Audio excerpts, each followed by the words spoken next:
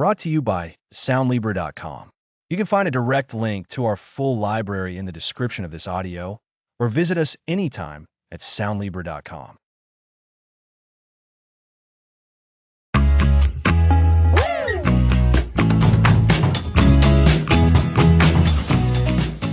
Welcome to Find Your Voice, Speak Truth Clearly. Before we jump in, a quick heads up that while we're discussing communication and personal growth, this isn't a substitute for professional mental health advice, so please consult a professional for your specific needs. We're excited to begin this journey with you today. Today, we explore the echo chamber and why your own voice truly matters. The echo chamber. It sounds a bit isolating, doesn't it? Alex, what does that phrase mean in the context of finding our voice? It's a great starting point, Lisa. Think about it. We grow up in environments, families, schools, societies, that all have their own ways of communicating, their own expectations. Sometimes those external voices become so loud, so ingrained, that they drown out our own internal voice. We start to echo what we hear from others, rather than speaking from our own truth. I see. So, it's like we're living in a room where only certain sounds are allowed, and we learn to repeat those sounds because they're the only ones we're familiar with, or maybe the ones that get positive reinforcement. Exactly. And that's a crucial part of why so many people struggle to find their voice. It's not necessarily that they don't have a voice, but rather that their authentic voice has been subdued or underdeveloped. Societal conditioning often teaches us to prioritize fitting and over standing out, to agree rather than challenge, and to smooth over our edges rather than express them. This isn't usually malicious. It's just how we learn to navigate the world. It sounds like a gradual process of quietening ourselves down without even realizing it. We become experts at reading the room, adapting our opinions to match the prevailing sentiment, and avoiding anything that might cause friction. But you mentioned that our own voice matters. Why is it so important to push past this echo chamber? That's the core of this episode, Lisa. Your authentic voice is your unique perspective, your original thoughts, your genuine feelings. It's what makes you you. When you suppress that voice, you're not just silencing yourself. You're withholding a valuable contribution from the world. Think of it like a symphony. If every instrument tried to play the exact same note, it wouldn't be music, would it? It's the diversity of sounds, each playing its unique part, that creates a rich and complex harmony. Your voice is your unique note. That's a beautiful analogy, Alex. So, our unique voice brings richness and complexity. What happens when we do start to express it? What are the benefits? The benefits are profound. Firstly, it leads to greater self-awareness and authenticity. When you start listening to and honoring your own thoughts and feelings, you begin to understand who you truly are. This builds incredible self-confidence. Secondly, authentic communication fosters deeper, more meaningful connections with others. When you share your genuine self, you attract people who resonate with your truth, and you build relationships based on honesty, not on performance. So, instead of just echoing what others say, we can offer our own unique insights. And that can actually strengthen our relationships because they're built on a more genuine foundation. Precisely. And it's not just about personal relationships. It's in our workplaces, our communities, our online interactions.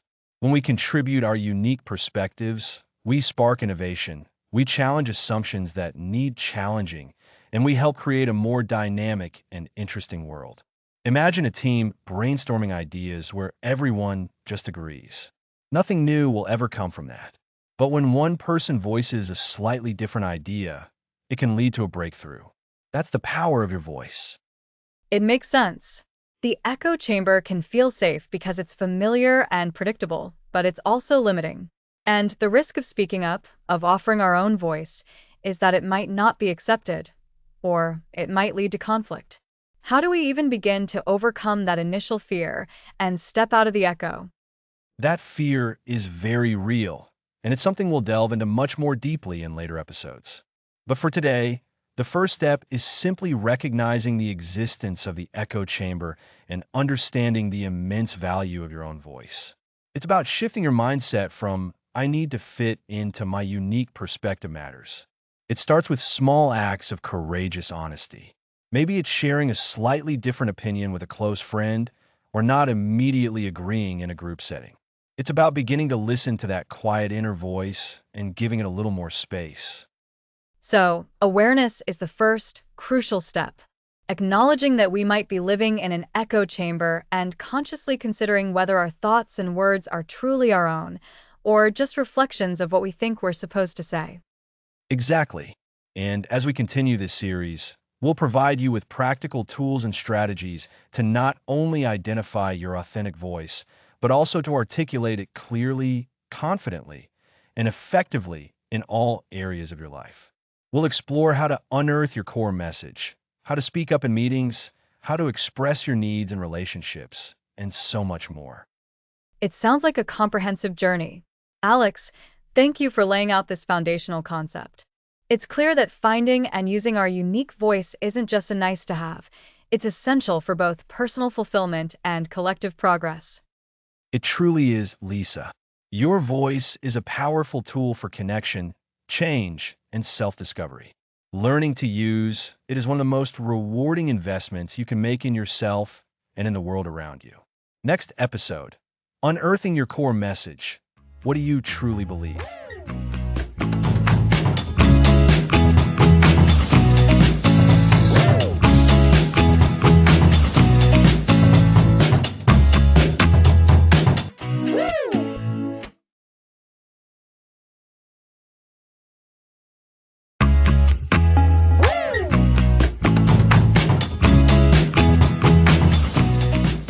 Welcome back. Last time, we explored why your voice matters and how it shapes perceptions. Today, we're unearthing your core message. That's right, Alex. Unearthing what you truly believe. It sounds simple, but it's foundational for having a voice that's authentic and impactful. Exactly. Think about it, Lisa. If you don't know what you stand for, how can you effectively communicate it to others? Your core beliefs are like the bedrock of your personal and professional communication. They guide your thoughts, your actions, and ultimately, your words. So, how do we start unearthing these core beliefs? It feels a bit like having to dig through a lot of other thoughts and opinions. It can be. That's why self-reflection and introspection are key. We need to create space to truly listen to ourselves. One exercise we can start with is asking ourselves some fundamental questions. For instance, what are the things you absolutely cannot compromise on in your life? What principles do you live by, even when it's difficult? That's a great starting point. So, if I value honesty, that's a core belief.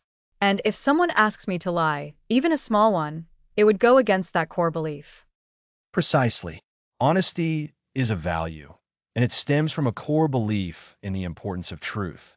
Another helpful question is, what makes you feel most alive and energized? Often, these activities or pursuits are connected to our deepest values. When you're engaged in something that truly resonates with your core, you feel that sense of purpose. I can see that. When I'm helping someone learn something new, I feel incredibly energized. So, my belief in the power of education and growth might be a core one. And it's not just about grand philosophical ideas, right? It can be more personal. Absolutely. It can also be about what kind of impact you want to have on the world or even just on the people around you. Do you believe in kindness, in justice, in creativity? Do you believe in lifting others up or in striving for excellence? These are all potential core beliefs.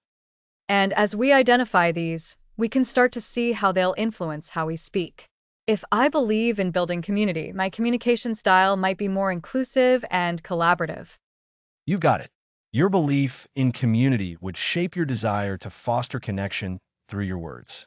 Conversely, if you deeply believe in innovation, your communication might focus on new ideas and forward-thinking solutions. It's about aligning your outward expression with your inner convictions. So, to help our listeners actively engage with this, what's a practical step they can take today? I'd recommend taking 10 minutes with a notebook. Don't overthink it. Just jot down answers to these two questions. What are three things I absolutely stand for? And what are 3 things that deeply frustrate me when I see them happening? The frustrations can often point to core values that are being violated. That's smart. Frustration is such a strong signal. So, if I'm frustrated by, say, people being treated unfairly, it likely means I hold a strong belief in fairness and equality. Exactly. And that belief in fairness can become a powerful driver in how you advocate for yourself and others. It gives you a solid reason why you're speaking up.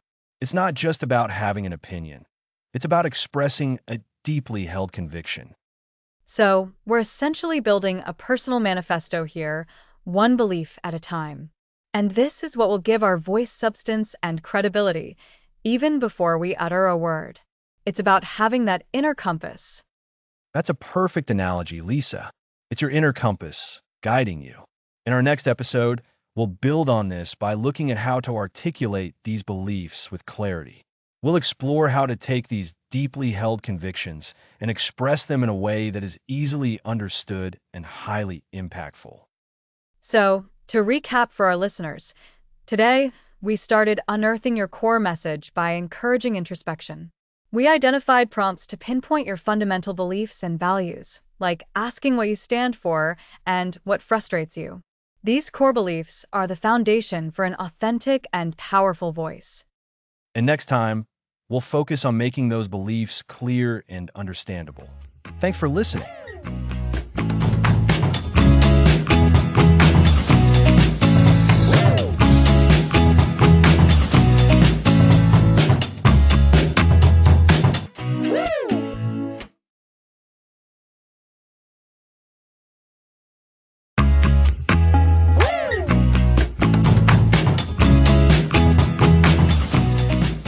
Welcome back. Last time, we explored unearthing your core message. Now let's tackle clarity. That's so important, Alex.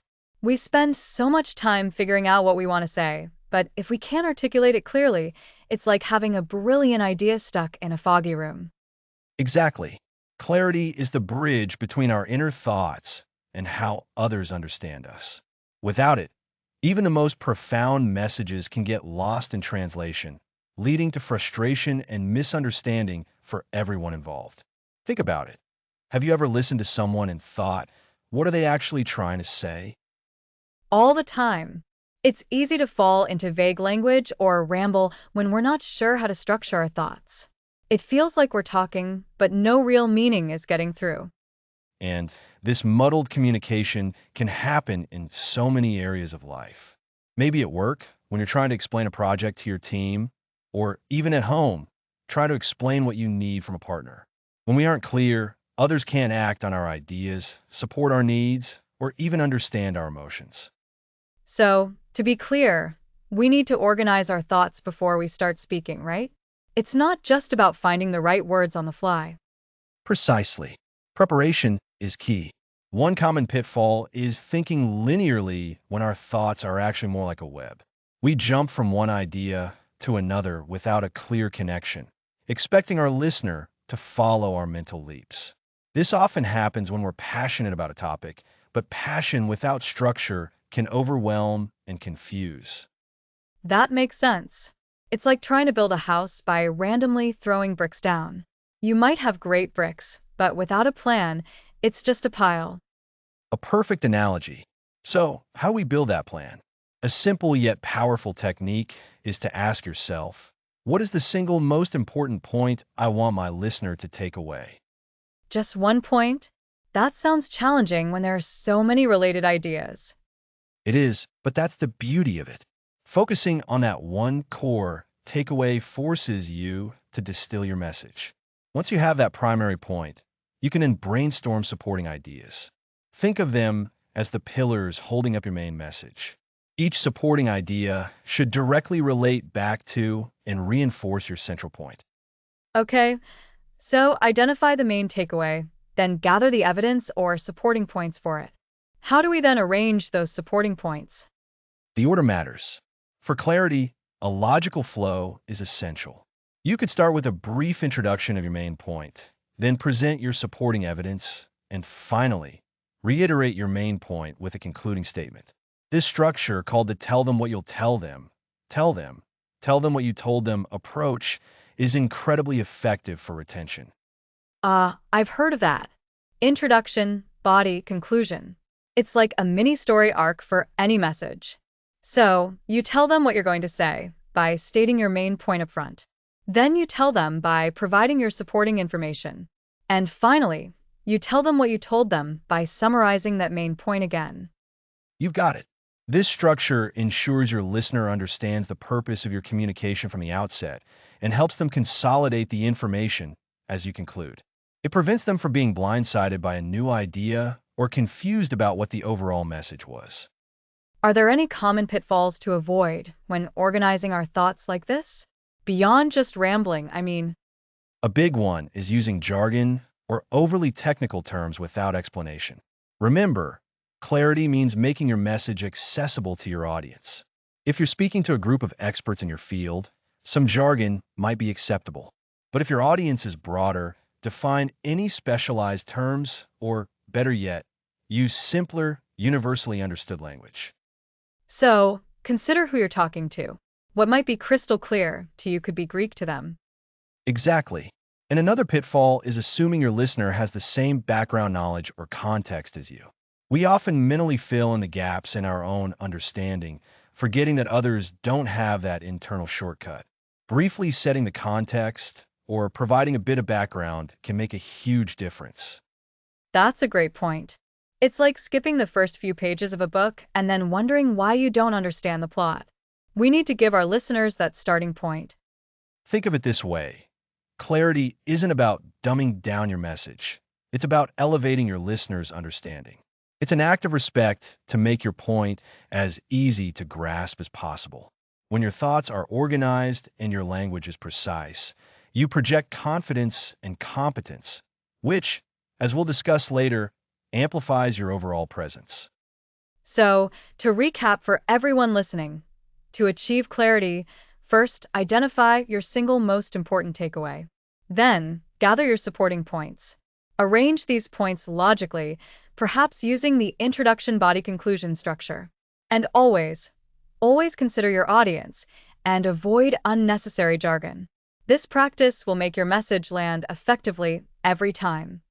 This skill of clear articulation is foundational for so many other communication challenges ahead. It's essential for those tricky conversations, for stating your needs, and for sharing your unique insights. It really is the bedrock. Mastering clarity ensures that the voice you've worked to find can actually be heard and understood. Next episode, we'll focus on putting this clarity into action in less than comfortable situations, speaking up in meetings. That sounds like a vital step for anyone who wants to move from the sidelines to the spotlight. Thanks for listening.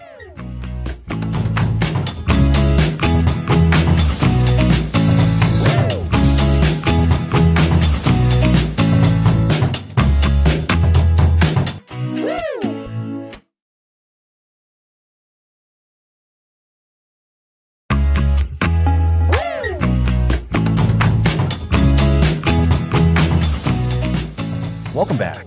Last time we explored articulating your thoughts simply. Now let's tackle speaking up in meetings. Meetings. For so many people, they can feel like a place where brilliant ideas go to quietly disappear. It's easy to feel like you're on the sidelines, observing but not quite active. This episode is all about moving from that passive observation to active participation, right? Exactly, Lisa. We're talking about going from the sidelines to the spotlight, even if that spotlight is just a small corner of a conference room. The fear of judgment is real. We worry about saying the wrong thing, about sounding silly, or about our contribution not being valuable. These anxieties can keep us silent. That's so relatable. I think many of us have been in a meeting, had a thought, and then just kept it to ourselves because the moment passed or the fear took over. So, what's our first step to truly speaking up? Preparation is key. It might sound obvious, but how we prepare for a meeting can dramatically change our confidence and our ability to contribute. Before the meeting even begins, try to understand the agenda. What are the topics that will be discussed? Who will be there? What are their roles? So, it's like doing your homework. Knowing the subject matter gives you a foundation. Precisely. And then think about your own perspective. What are your goals for this meeting? Are you there to share data, to offer an opinion, to ask a clarifying question? Having a clear objective for yourself, even a small one, can make a big difference. Imagine you're going into a discussion knowing what one point you want to make. That's a powerful anchor. Okay, so homework and setting a personal goal. What next when you're in the actual meeting? The fear can still be pretty loud. When the discussion starts, listen actively. This isn't just about waiting for your turn to speak. It's about truly understanding what others are saying. Listen for points you agree with, points you have questions about, or areas where you might have a different perspective. Active listening helps you find those natural entry points to contribute. Active listening. That's a good reminder. Sometimes we're so focused on what we want to say, we miss opportunities to connect with what others are saying. Exactly. And when you find that moment, aim for conciseness. This is where the skill of articulating your thoughts simply, which we discussed in the last episode, really shines. Instead of rambling, try to make one clear point stated directly. Think about it like this. You want to offer a single, well-polished gemstone, not a pile of rough rocks. A polished gemstone. I like that. So, how do you get that gemstone out when you're feeling nervous? Are there specific phrases or techniques? You absolutely can use phrases to signal your intention to speak and to frame your contribution. You might start with something like, building on what Sarah just said, I'd like to add. This shows you are listening and connects your thought to the ongoing conversation. Or, to offer a different perspective on that, signals you have a new angle without being confrontational. If you have a question, something like, could you clarify what you mean by X, is always valuable. Those small bridges between speakers are so helpful. They make your contribution feel less like an interruption and more like a natural extension of the dialogue.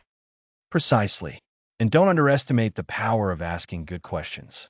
Often, the most valuable contribution someone can make is to ask a question that reveals an unconsidered aspect of the topic or prompts deeper thought. A well-placed question can be more impactful than a statement. It's about engaging with the material, not just broadcasting your own ideas. So, even if you don't have a full-blown solution or a strong opinion to share, asking a clarifying or probing question is a valid and valuable way to participate. Absolutely. Now, let's talk about building your presence. When you do decide to speak, think about your delivery. Speak clearly and at a moderate pace. Imagine you're explaining something important to a friend. You want them to understand you, so you be deliberate with your words. I think here we can connect back to episode 6, vocal presence. Even before we speak, our posture and our energy can communicate openness and confidence. That's a perfect callback, Lisa. Our physical presence is part of our voice. Sitting up straight, making eye contact with the people you're speaking to, even if it's just a few individuals in a larger group, all contribute to projecting confidence. It's about showing you're engaged and that you believe your contribution has merit. And it's not about being the loudest person in the room, is it? It's about being heard because you've communicated clearly and at the right moment. Exactly. It's about adding value. And here's a crucial point. Not every comment needs to be a grand pronouncement. Sometimes a simple agreement or a brief factual addition is exactly what's needed. Recognizing those moments and contributing accordingly is also a form of active participation and builds your reputation as someone who's engaged and helpful. So, to recap for our listeners, to move from the sidelines to the spotlight in meetings, we need to prepare by understanding the agenda and our own objectives. During the meeting, we practice active listening to find our entry points. When we speak, we aim for conciseness, using transitional phrases to join the conversation smoothly. Asking clarifying or probing questions is also a powerful way to contribute. And finally, we remember that our vocal presence, our tone, pace, and body language are all part of being heard effectively. That's a fantastic summary, Lisa. It's a process and it takes practice. Don't expect to be a master contributor overnight. Start small. Identify one meeting this week where you'll aim to make just one conscious contribution. It could be a question, a brief agreement, or sharing a relevant piece of information. Each small step builds confidence and skill. That feels achievable. One conscious contribution. I can commit to that. Wonderful. And remember, the goal isn't to speak for the sake of speaking, but to contribute thoughtfully to the collective effort. Your insights have value, and finding ways to share them is a vital part of your professional growth and your overall voice. It's about ensuring our unique perspectives are part of the conversation, isn't it? Precisely. And that leads us to our next episode, where we'll be tackling another crucial area of communication, expressing your needs in relationships. This is the foundation of connection, and we'll explore how to do it clearly and confidently. Looking forward to that. Next episode, expressing needs in relationships, the foundation of connection.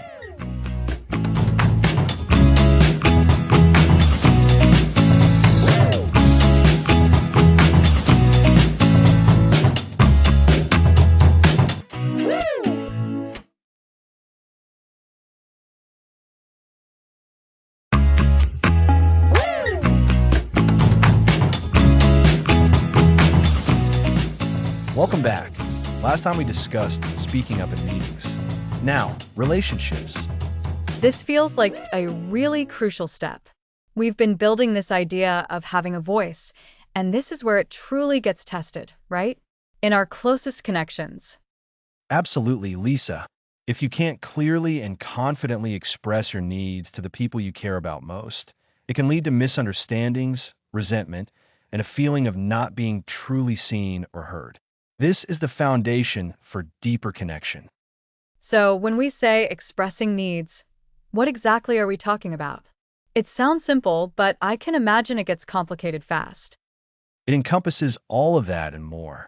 At its core, expressing needs in relationships is about sharing what you require to feel loved, valued, and understood. It's about communicating your internal world, your desires, your boundaries, your emotional requirements to your partner, family members, or close friends. And why is this so important for connection? How does expressing needs actually build connection? Think of it like building a bridge.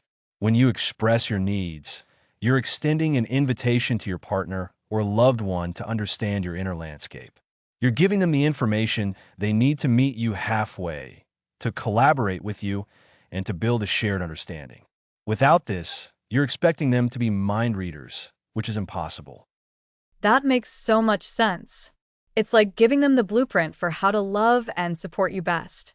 But I think for a lot of people, there's a fear associated with this. Fear of rejection, or fear of being seen as demanding. You've hit on a key challenge. That fear is very real.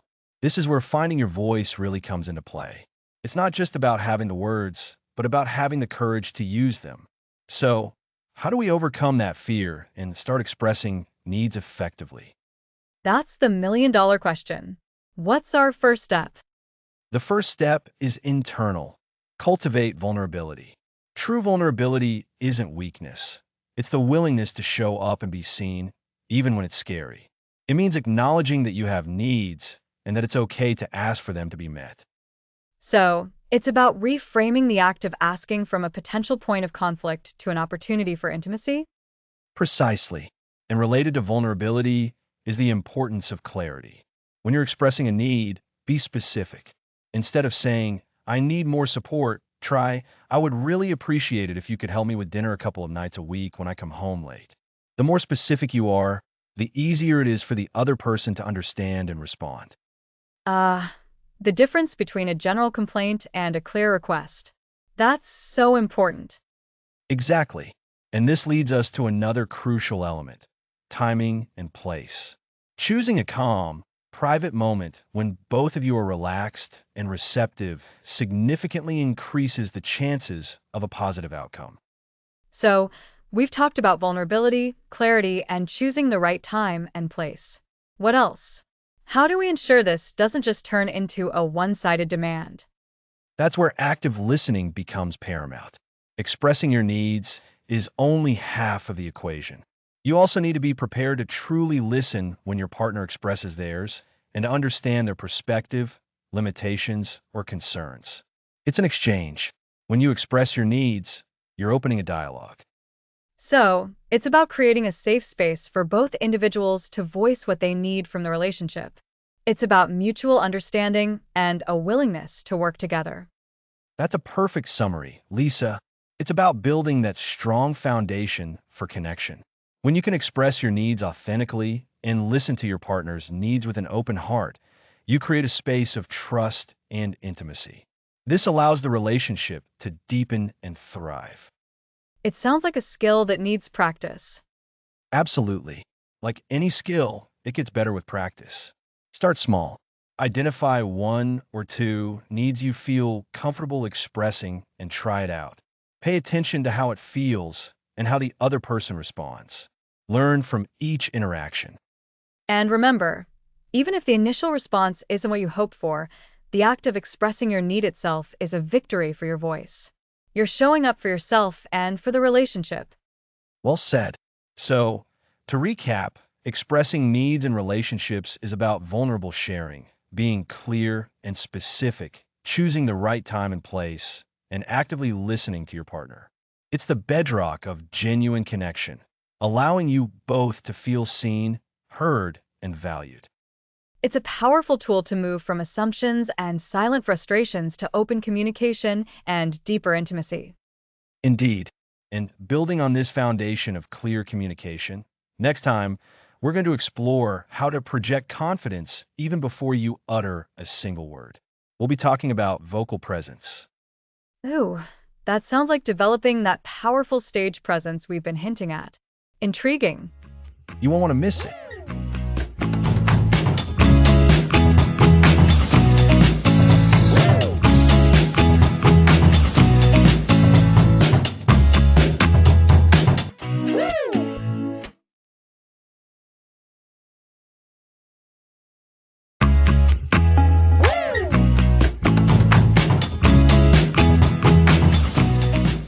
Welcome back to Find Your Voice, Speak Truth Clearly. We explored expressing needs in relationships. Today, we focus on vocal presence. So, we've covered what to say and how clearly, but this is about the feeling you give off before the words even land. Exactly. Imagine someone entering a room. Before they speak, you form an impression. That's largely shaped by their physical and vocal presence. It's the aura they carry before the content. A subconscious first impression. What are the key elements of this vocal presence that project confidence? First is posture. If someone is hunched over, do they look confident? No, they look like they want to disappear. Precisely. Confident posture is open and grounded. Stand or sit tall with relaxed shoulders and open chest and your head held high, looking forward. This physical openness signals confidence to others and boosts your own. Posture is the foundation. What's next? Breath control is vital. Nervousness often leads to shallow, rapid chest breathing, which strains the voice, making it shaky. I know that feeling well when I'm anxious. Confident communicators breathe deeply from their diaphragm. Their belly expands as they inhale. This deep, controlled breath provides a steady air supply for a richer, more resonant voice. Aim for that deep belly breath. So, posture for openness and breath control for support. How does that affect the actual sound of the voice? That's tone or vocal quality. A confident tone is resonant, warm, and steady. Not too high-pitched or a gravelly low sound, but a natural, well-supported quality from diaphragmatic breathing. Finding that balanced, natural sound that comes from a place of calm, not tension. Exactly. And then there's pace and rhythm. Rushing words can signal nervousness or a feeling of being overwhelmed, making it hard for listeners to follow. And it can make the speaker seem out of control of their message. Precisely. Confident speakers have a more deliberate pace. They use natural pauses. Pauses aren't empty. They let listeners process, allow you to gather thoughts, and make your message land with impact. Think of music. The silence between notes is crucial. I love that analogy, Alex. The silence gives the notes meaning. So, we have posture, breath control, tone, and pace. How can listeners practice these elements? Let's break it down. First, before you speak, consciously straighten your posture. Feel your shoulders relax and broaden. Imagine a string pulling you up from the crown of your head. Got it. Tall and open. Next, take a slow, deep breath from your belly. Exhale slowly. Practice this regularly, even when not speaking, to build the habit. So, just taking a moment to breathe consciously before joining a conversation. Absolutely. Then, as you speak, notice your tone. Is it strained? Can you support it with that deeper breath? Pay attention to your pace. Are you rushing? Try inserting a brief, natural pause after a key point. Remember our discussion on clarity in episode 3? This is where that clarity is amplified by your presence. That's a great connection, Alex. Clarity of message amplified by confidence in delivery. It's all interconnected. To recap, confident vocal presence is built on open posture, supported by deep diaphragmatic breath control. This creates a natural vocal tone, delivered at a deliberate pace with strategic pauses. Perfectly summarized, Lisa. And remember, this isn't about faking it. By practicing these habits, you project confidence and cultivate it within yourself. It becomes natural. It's about owning your space and your voice. This prepares you for public speaking and more. It truly does. I feel more prepared for any speaking situation with more self-assurance, even before I open my mouth. And that, my friends, is the power of vocal presence. It's your silent introduction, and it speaks volumes. Next episode, Mastering Public Speaking Basics, Owning the Stage.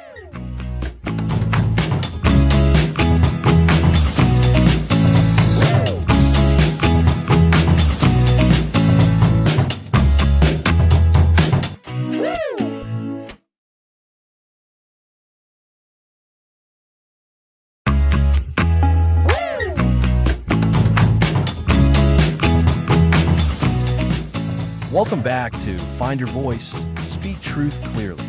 Last time, we explored building your vocal presence. Now, we're diving into mastering public speaking basics. Owning the stage. That sounds so empowering. For so many people, public speaking is intimidating. What are the fundamental building blocks you're going to break down for us today? You're absolutely right, Lisa. It can feel intimidating, but at its core, public speaking is about clear communication. Today, we'll focus on 3 key areas: structuring your talk, engaging your audience, and managing those nerves. Think of these as your foundational tools for any presentation. So, where do we start? With the structure? It feels like the most daunting part. Do I just start talking and hope for the best? Definitely not. A well-structured talk is like a reliable map. It guides both you and your audience without getting lost. The classic structure, an introduction, a body, and a conclusion, is incredibly effective. It's simple, it's logical, and it works. Tell me more about that introduction. What's the goal there? Your introduction is your first impression. Its primary job is to grab your audience's attention and clearly state what you're going to talk about. You want to hook them in immediately. This could be with a surprising statistic, a compelling question, or a very short, relevant story. Then, you need to preview your main points. Think of it as telling them, here's what we're going to cover today. This sets expectations. Okay, so hook them. Tell them what you're going to tell them. What about the body of the speech? That's where all the meat is, right? Precisely. The body is where you deliver your core message. It's best to break this down into 2 to 4 clear, distinct main points. Too many, and your audience will struggle to keep track. Too few, and it might feel superficial. For each main point, you'll want to provide supporting details, examples, or explanations. So, if my main point is about the benefits of meditation, I might have one point about stress reduction, another about improved focus, and a third about better sleep. And then I'd explain each of those? Exactly. You've got it. And crucially, you need clear transitions between these points. Phrases like, now that we've discussed stress reduction, let's move on to how meditation can improve your focus, act as signposts. They tell your audience, we're moving to the next idea. This consistent flow helps listener comprehension. That makes so much sense. It's like paving the road for them. And the conclusion? Is that just a quick wrap up? Your conclusion is your final chance to make an impact. It's where you summarize your main points, briefly reminding your audience of what they learned, and then you deliver your closing thought. This could be a call to action, a memorable quote, or a powerful statement that reinforces your overall message. It's essentially telling them, here's what we talked about, and here's what I want you to take away. Remember the structure. Tell them what you'll tell them, then tell them what you told them. Got it. So, structure is key. But even with a great structure, if the audience isn't engaged, it can fall flat. How do we keep them listening? Audience engagement is about making a connection. It's like having a conversation, even if you're the only one speaking. Eye contact is fundamental. Scan the room, making brief but genuine connections with different individuals. It makes people feel seen and involved. I always find that a bit intimidating. It feels like all eyes are on me. And on this stage, they are. But think of it less as being scrutinized and more as sharing your message with willing participants. Another powerful tool is using questions. You can ask rhetorical questions to prompt thought. Have you ever wondered why? Or, if the setting allows, you can pose direct questions for audience members to answer.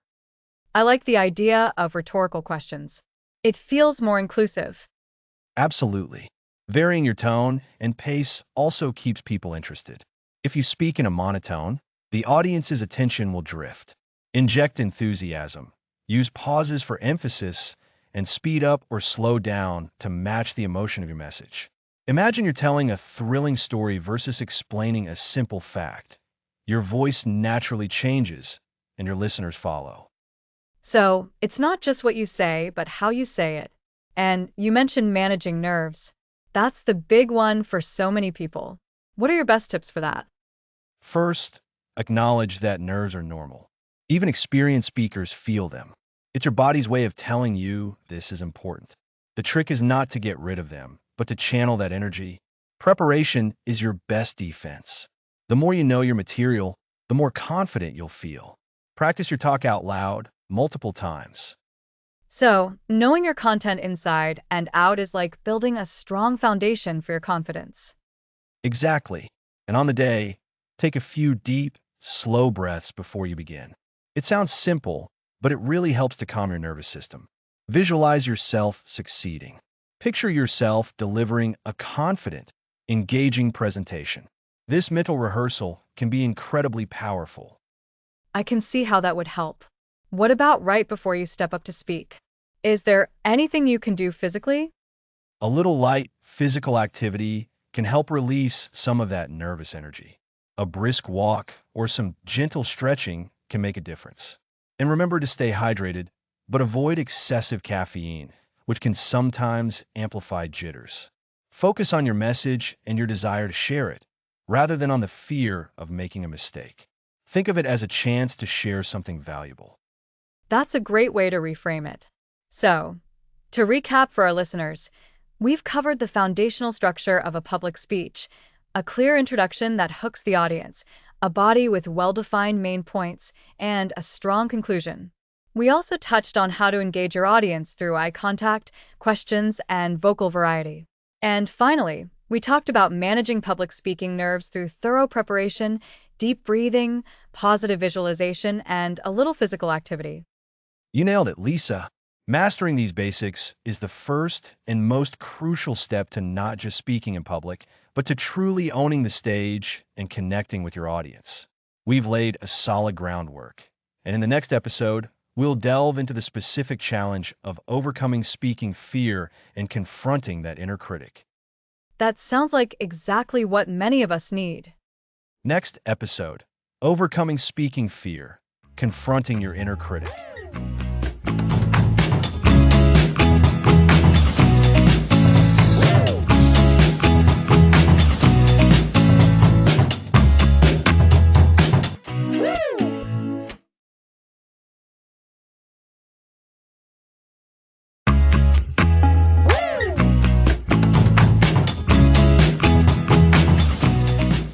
Welcome back.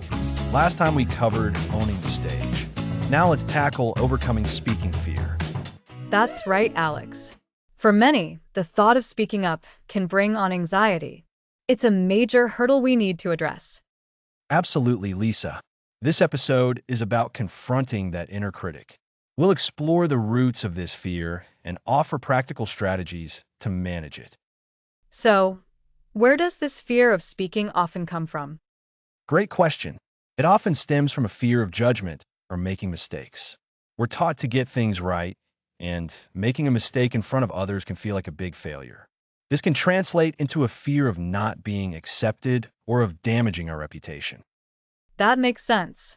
It's like our brain is trying to protect us from past pain. So, if these thoughts are the culprits, what's the first step?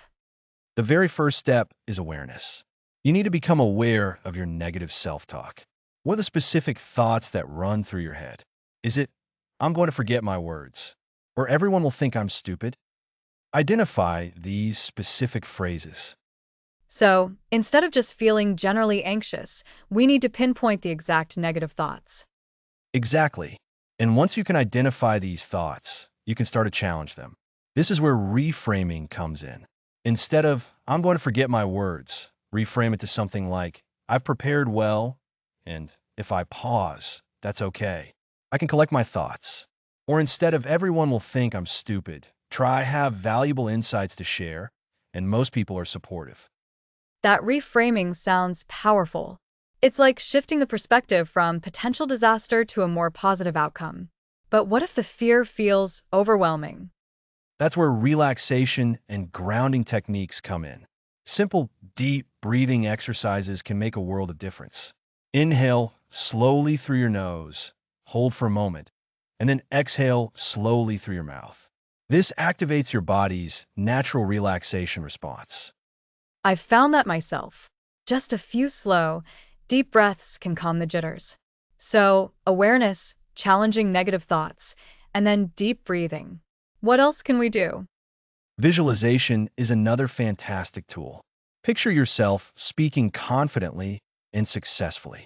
Imagine yourself delivering your message clearly and feeling proud afterwards. Spend a few minutes each day visualizing that positive outcome. So, we're training our brains to expect a good outcome. It's about practice, both mentally and physically. Precisely. And speaking of practice, gradual exposure is key. Start small. Speak up in a small group. Share an idea in a team meeting.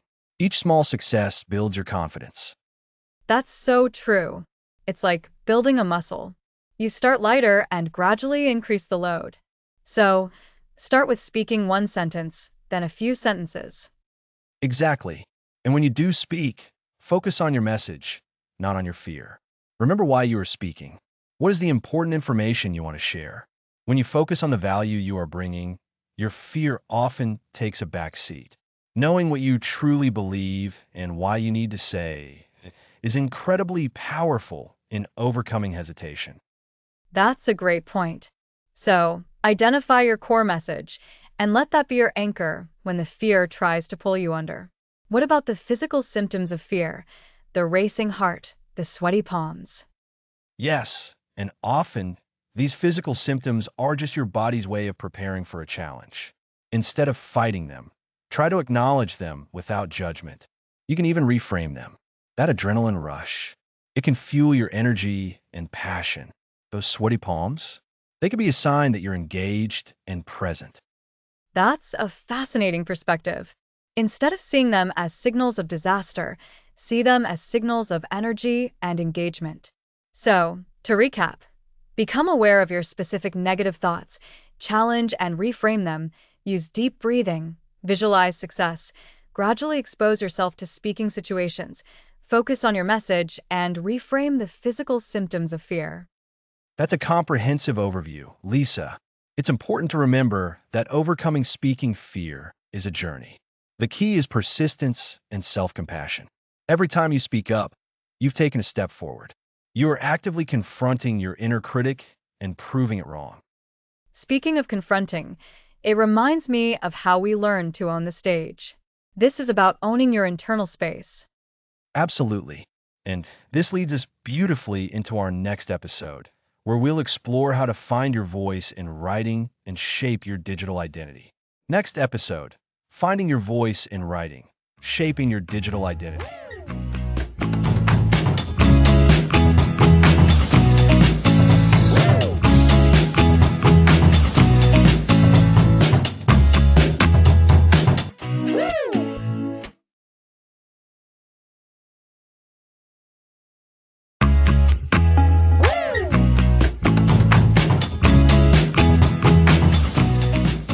Welcome back to Find Your Voice, Speak Truth Clearly.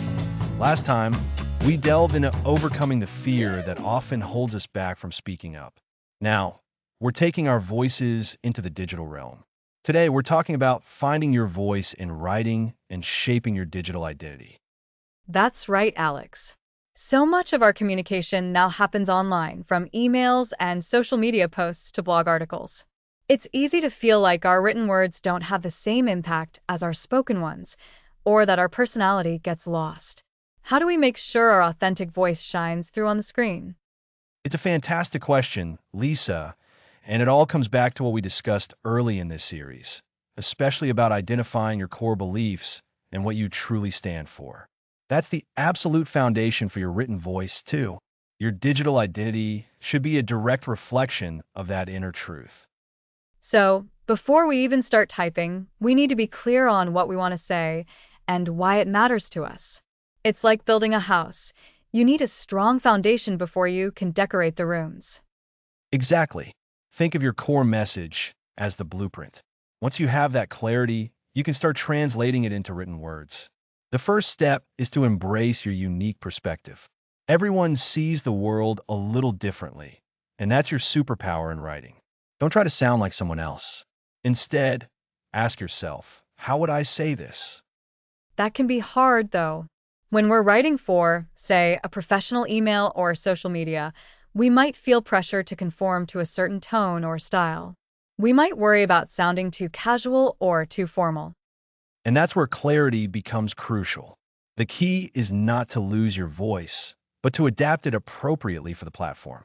For instance, your email to your boss might be more formal than a tweet. However, even in a formal setting, your sincerity and a hint of your personality can make your message more engaging and memorable. It's about finding that balance. So, it's not about changing who you are, but about presenting that authentic self in a way that's suitable for the audience and the medium. How do we actually do that in our writing? What are some practical tips? Great question. One of the most effective ways is to use simple, direct language. Aim for that same natural flow in your writing as you use in everyday conversation. That makes sense. I know sometimes I reread something I've written and it sounds stiff, or I've used a word I'd never actually say out loud. Precisely. Another technique is to read your writing aloud. If it sounds awkward or unnatural when you say it, it probably is. Will a listener be able to understand and absorb what you've written, even if they're reading it silently? That's a really useful test. So, clarity and natural language. What else can help us inject our personality? Embrace your own unique style. Do you tend to be more descriptive? Do you use humor?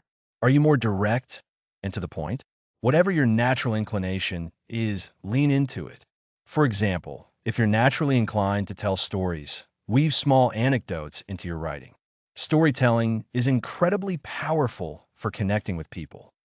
Like the idea of incorporating a brief personal experience that illustrates the point you're making. That makes it feel more relatable. Exactly. And think about sensory details. Even in writing, you can paint a picture.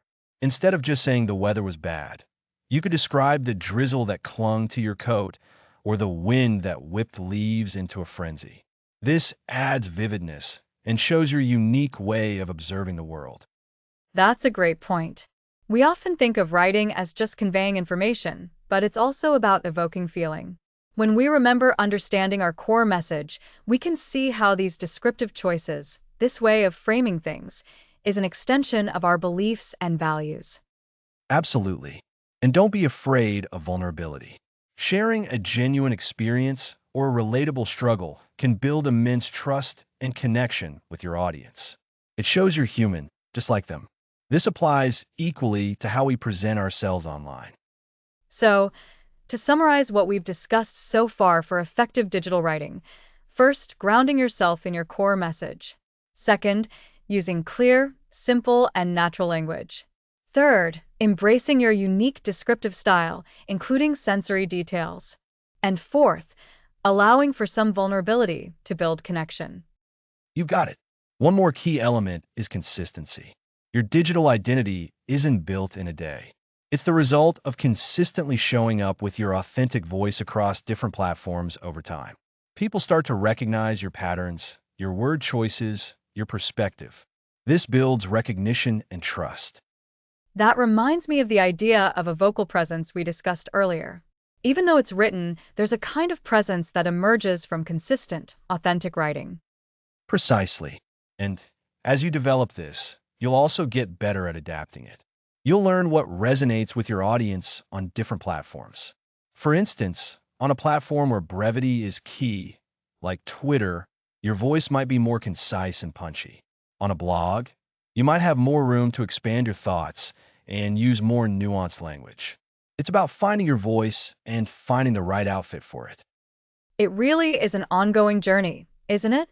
It requires self-awareness and a willingness to experiment. It truly is, and the reward is immense. When your written words accurately reflect who you are, you attract the right people, opportunities, and connections. You build a digital identity that feels genuine and fulfilling. It's about speaking your truth, even when it's in type. So, the takeaway is know what you believe, express it clearly and genuinely in your writing, be consistent, and adapt your style for the platform without losing your core self. It's about letting your authentic voice lead the way, no matter the medium. That's a perfect encapsulation, Lisa. Your voice matters in every form of communication, and your digital presence is a powerful extension of that.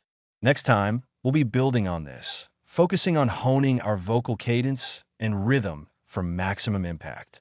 Next episode, building a strong vocal cadence, pacing and rhythm for impact.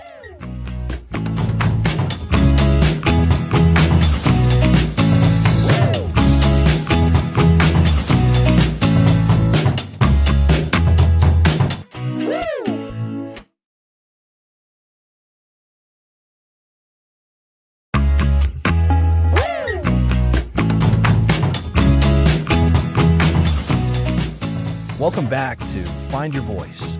Today we're mastering vocal cadence for impact. Last time, we explored vocal presence. Now, it's about the music of our words. Exactly. Vocal cadence is the rise and fall of your voice, the rhythm and pauses. It's not just what you say, but how you say it that makes listeners lean in. Think about your favorite speakers. Their rhythm draws you in. So, it's about variation, speeding up and slowing down. Precisely. A steady pace is monotonous. Varying your cadence keeps listeners engaged, like rhythm changes in a song. Adjusting your pace emphasizes points, builds anticipation, or creates urgency. How can we apply this? Slowing down is a powerful tool. When you want to emphasize a crucial point, slow your speech significantly. Pause for a beat before and after the key phrase. This signals importance to your audience and gives them time to absorb the information. It's like a drumbeat drawing attention. So, a deliberate pause before and after a critical word or phrase makes it stand out. Absolutely. It highlights that particular idea. Now, conversely, speeding up can create excitement or convey a sense of urgency. If you're describing a thrilling event or a rapidly unfolding situation, a slightly faster pace can mirror that energy. But be careful not to rush so much that you become unintelligible. Your goal is to match the energy, not to outpace comprehension. That makes sense. It's about matching the emotion or information being conveyed. What about the general flow? We naturally vary our pace throughout everyday conversations. The key is to become more conscious of this and use it deliberately in your speaking. Think about how you might tell a dramatic story versus explaining a simple fact. The storytelling would naturally have more ebb and flow. Your goal is to bring that natural variation to all your communication. So, we can practice this by retelling stories or explaining concepts, focusing on intentionally changing our pace. Yes, record yourself explaining a concept, then try retelling a story. Listen back. Where did your voice naturally speed up or slow down? Can you intentionally exaggerate those moments for effect? Also, pay attention to the rhythm of your sentences. Varying sentence length, just like in writing, creates a more dynamic rhythm. Short, punchy sentences can convey definiteness, while longer, more flowing sentences can elaborate on ideas. Varying sentence length, I like that. It combats that monotonous, even tone. It truly does. And building on this, consider the impact of silence. Pauses aren't just breaks, they're opportunities. A well-placed pause can create anticipation, allow your audience to reflect, or give you a moment to gather your thoughts. It's like the rests in music. They're as important as the notes themselves. So, we shouldn't fear silence. It can actually be a strong communication tool. Exactly. Think of it as a punctuation mark for your speech. Very few people speak in a continuous, unbroken stream. Most effective communicators use pauses strategically. They pause before answering a complex question or after delivering a powerful statement. It gives weight to your words. I've noticed that with good speakers, they seem to pause and let what they just said sink in. It makes their message more memorable. That's the power of cadence and rhythm. When you consciously control your pacing and use pauses effectively, you not only keep your audience engaged, but also make your message more impactful and easier to remember. You're essentially guiding their listening experience, shaping how they perceive the importance and flow of your ideas. So, to recap, we can slow down to emphasize key points, speed up to convey excitement, but without sacrificing clarity, and use pauses deliberately to create anticipation and allow reflection. Varying sentence length also contributes to a more dynamic rhythm. You've got it, Lisa. It's about turning your speech into a compelling delivery, a performance that captivates your audience. This conscious control over your vocal rhythm is a significant step in developing your speaking presence. It feels like a subtle yet profound shift. Thanks for breaking that down, Alex. My pleasure. Next episode, we'll tackle confidently defending your position. Thanks for listening.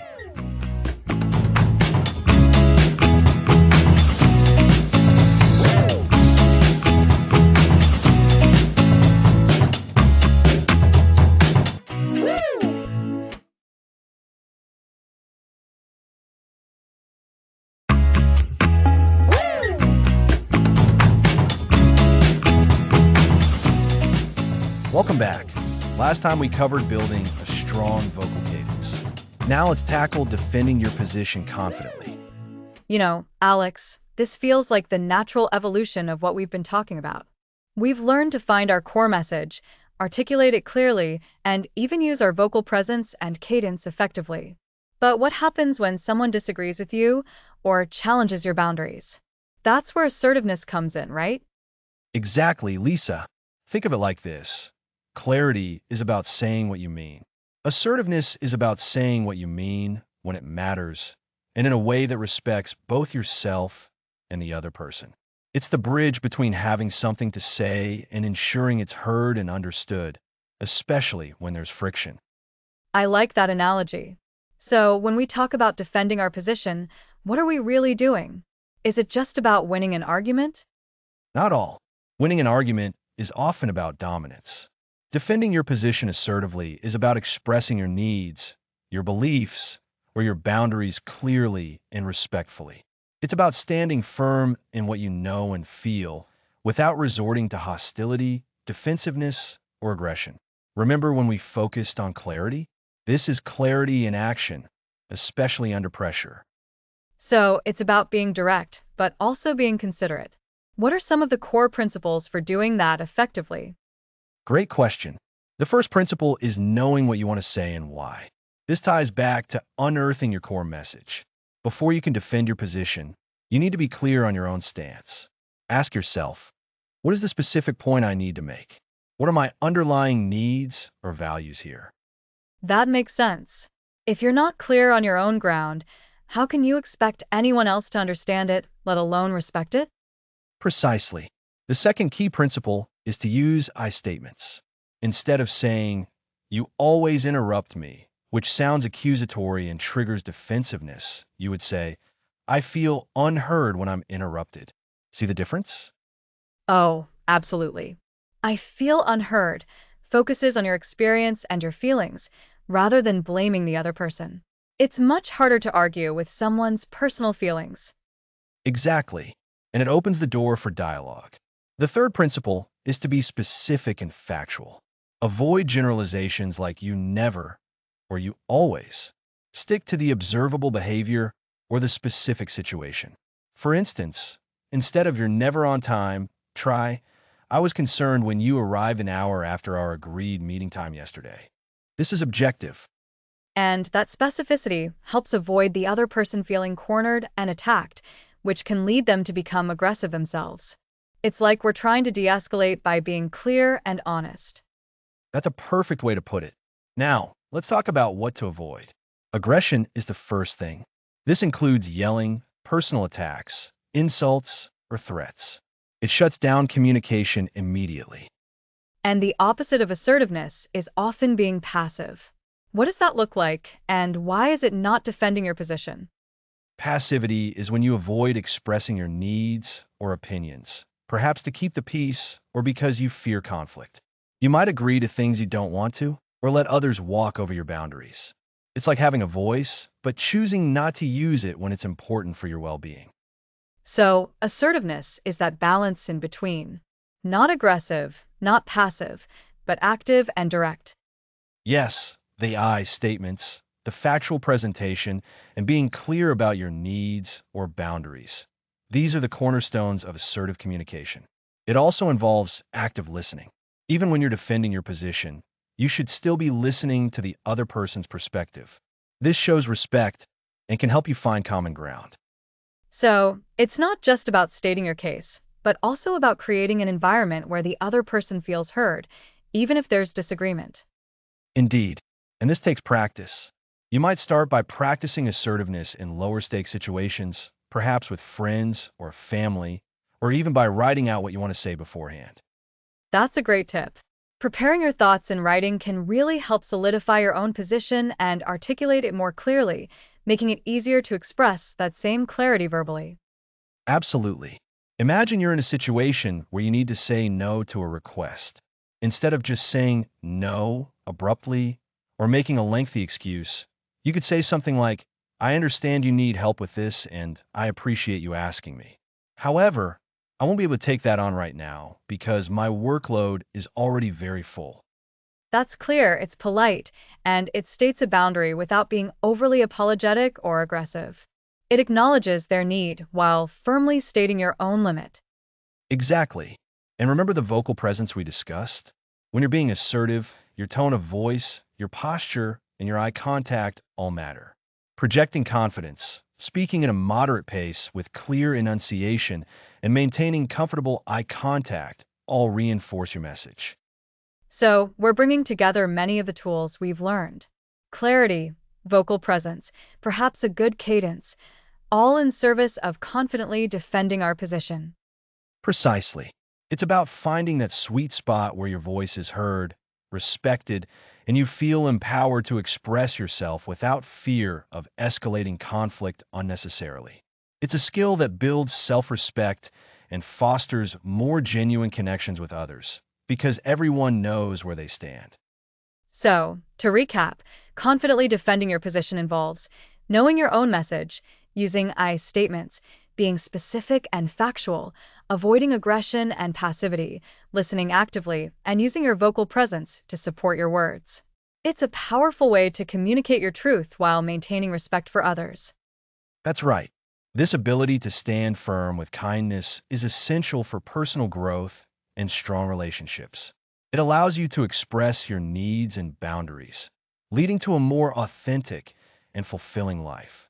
Next episode, we'll explore the captivating art of storytelling as a speaking tool connecting with your audience on a deeper emotional level.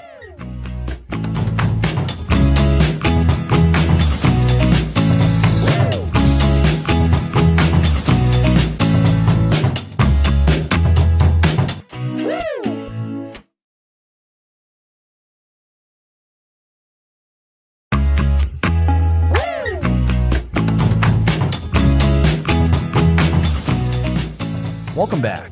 Last time, we explored how to assertively defend your positions. Today, let's dive into a truly powerful technique for connecting with any audience, storytelling. Alex, we've talked a lot about articulating our thoughts, but sometimes even brilliant ideas can fall flat if they don't resonate emotionally. That's where storytelling comes in, isn't it? Exactly. Storytelling is a fundamental human way of understanding the world. When we hear a narrative, our brains light up in ways that just hearing facts don't. It makes messages more relatable and memorable. It's not about being a professional actor. It's about using a narrative structure, a beginning, a middle, an end, characters, a conflict, a resolution, to illustrate a point. For example, instead of just stating, patience is important, you could tell a story. Right? Imagine telling a story about practicing a new skill, feeling frustrated with slow progress, almost giving up, but then sticking with it and eventually mastering it. You're not just telling someone patience is important, you're showing them through an experience. They can feel the frustration and the success. That makes the concept of patience so much more relatable and memorable.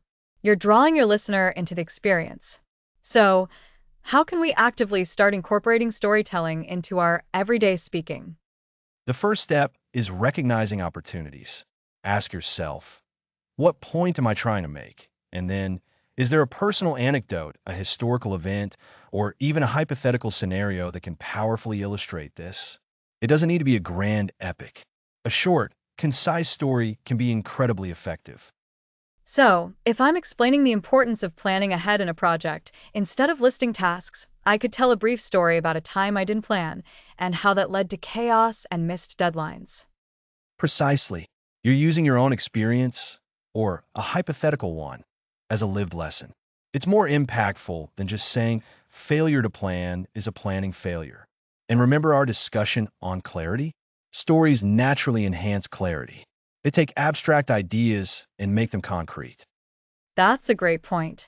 We talked about breaking down complex ideas. A story acts like a container for those ideas, making them easier to grasp. It provides context and emotional hooks. And this connects back to simplifying your message. A good story, even a short one, helps distill your message into its essence. It bypasses the purely logical brain and speaks directly to the emotional. That's why people remember stories from books and movies, even years later, while they might forget the names of people in a tedious report. So, the key is to think about the emotional impact as well as the factual accuracy the story conveys. What are some common pitfalls? One common pitfall is making the story too long or too complicated. A story should serve the message, not become its own main event. Keep it focused. Stick to the core elements, the setup, the challenge, and the outcome related to your point. Another is not practicing. A rambling or hesitant story can be worse than no story at all. So like any other part of speaking, practice is key. Rehearsing the narrative so it flows naturally. Exactly. And don't be afraid of vulnerability. Often, the most relatable stories involve a moment of struggle or a lesson learned through failure. This can actually build a stronger connection with your audience because it shows you're human. It makes you trustworthy. That's a fantastic reminder. It's not about presenting a perfect persona, but about connecting authentically. So, to recap for our listeners, storytelling isn't just for entertainment, it's a powerful communication tool. We use narratives to make our messages more relatable, memorable, and emotionally impactful. And by incorporating concise, focused stories, we take abstract ideas and make them concrete, enhancing clarity and building a deeper connection with our audience. Remember to always ask yourself what point the story serves and to practice your narrative for a natural flow. So, next time you're preparing to speak, think, What story can I tell to bring this idea to life and connect with my listeners on a deeper level? It's a skill that truly amplifies your voice. Absolutely. Next episode, finding your unique digital voice to engage online audiences.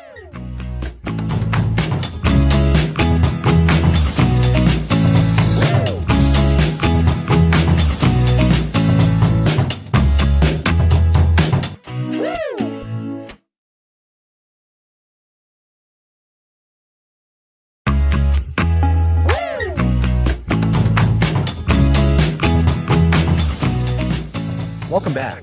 Last time we covered defending your position. Now let's tackle finding your unique digital voice. It's so true, Alex.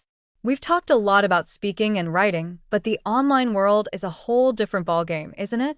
It feels like so many people are trying to be heard, so how do you stand out? Exactly. And that's where developing a unique digital voice comes in. Think about it. You have your authentic self, right? Your core beliefs, your personality, your perspectives.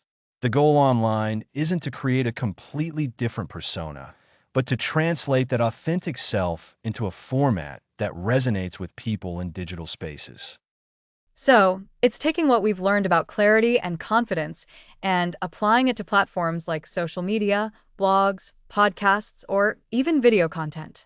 But what makes a voice unique online? Great question, Lisa. It's a combination of things. First, it's about authenticity. People can spot a fake a mile away online. So, being genuinely you is paramount. This means sharing your real thoughts, even your vulnerabilities sometimes, in a way that feels comfortable. I think that's why some social media feeds feel so manufactured.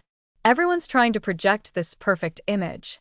But when someone is real, even if they're flawed, they tend to draw people in more. Absolutely. The second key element is consistency. While you might adapt your message slightly for different platforms, the underlying tone, values, and core message should remain consistent. If you're all about helpful tips on Monday and then completely cynical on Tuesday, people get confused. That makes sense. Like if you're a gardening influencer who suddenly starts promoting extreme sports with no explanation, it pulls listeners out of the experience. Precisely. The third pillar is engagement. Unlike traditional writing or even one-way speaking, digital platforms are interactive. Your voice needs to invite conversation. This means responding to comments, asking questions, and actively participating in your online community. Your digital voice isn't just what you say, but how you interact. So, authenticity, consistency, and engagement. How do we actually find that unique digital voice across different platforms? Does it require a totally different approach for, say, Twitter versus a YouTube video? It's less about a different approach and more about adapting the format while maintaining the essence. For example, on Twitter, your voice might be concise and witty, using short bursts of text and relevant hashtags. On YouTube, your voice can be more expansive, using visuals, tone of voice, and storytelling to convey your message, much like we discussed before. The core you remains, but the expression changes. I see. So, if my core message is about simplifying complex topics, on Twitter I might share a quick tip, while on YouTube I could do a detailed animated explanation. Exactly. And remember, with digital voice evolves. What sounds and feels right today might be refined as you gain more experience and feedback online. Don't be afraid to experiment. Try different ways of phrasing things, different types of content. Pay attention to what resonates with your audience. Do they respond more to your humor, your in-depth analysis, your personal anecdotes? That's a great point about listening to the audience. It's not just about broadcasting, it's about creating a dialogue. And how do we ensure our writing voice online is still as strong as our spoken one? We've touched on this, but it bears repeating. For online writing, whether it's a blog post, social media caption, or email, use the principles of clarity and conciseness we discussed earlier. Use strong topic sentences, organize your thoughts logically, and proofread diligently. However, in digital spaces, you can also inject more personality. Use contractions, ask rhetorical questions, and even employ emojis judiciously to convey tone. It's about making written words feel more conversational, more human. So, it's not just about what you write, but how you present it, the formatting, the visuals, if applicable, the overall vibe. Precisely. Think about popular podcasters or YouTubers. Their success often comes from a combination of valuable content and a distinct, relatable personality that draws viewers and listeners in. They build communities around their unique voices. They make you feel like you know them. That really hits home. It's about building connection, not just content. So, to recap, finding your unique digital voice means being authentic, consistent across platforms, and actively engaging with your audience. You adapt the format, not the core message, and constantly refine your expression based on feedback and experimentation. That's a perfect summary, Lisa. Your digital voice is a powerful tool for connection and influence in today's world. It's about bringing your most genuine self to the online stage and making it resonate. It feels empowering to think of it that way, not just creating content, but truly expressing yourself and connecting with people who resonate with that expression. Indeed. And with that, we're moving towards the conclusion of our series. Next episode, we'll be discussing the ongoing journey of sustaining and expanding your voice. Thanks for listening.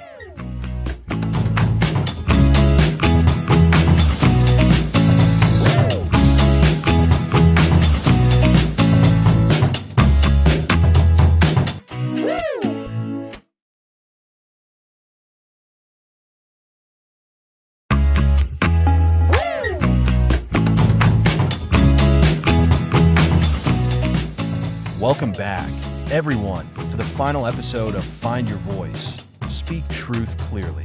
It's been an incredible journey, hasn't it, Lisa? Absolutely, Alex. From understanding the echo chamber to confidently defending our positions, we've covered so much ground.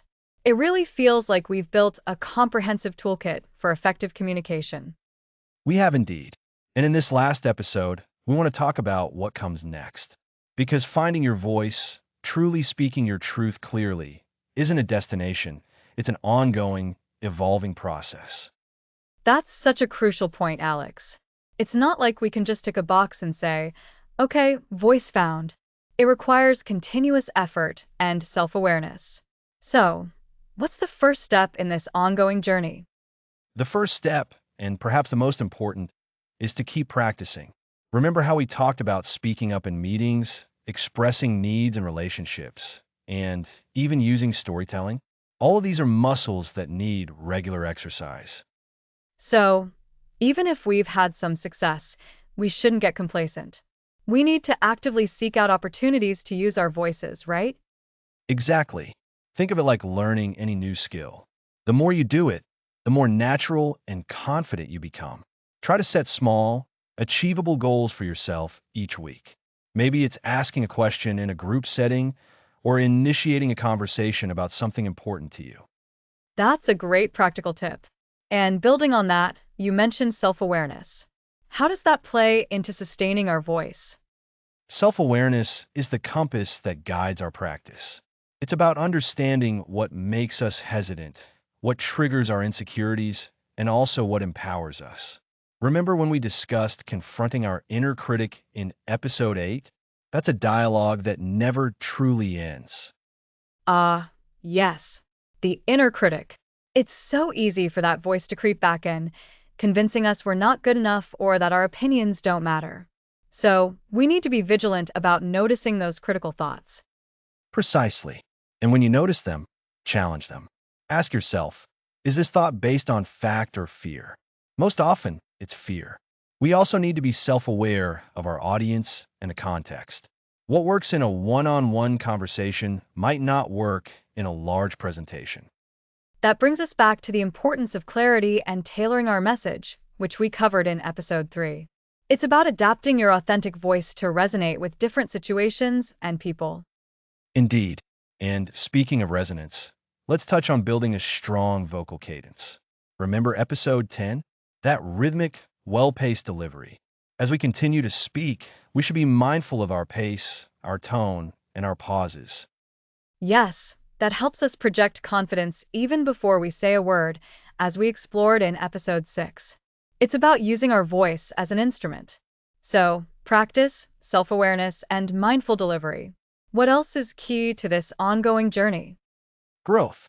Actively seeking out new knowledge and experiences that can enrich what you have to say.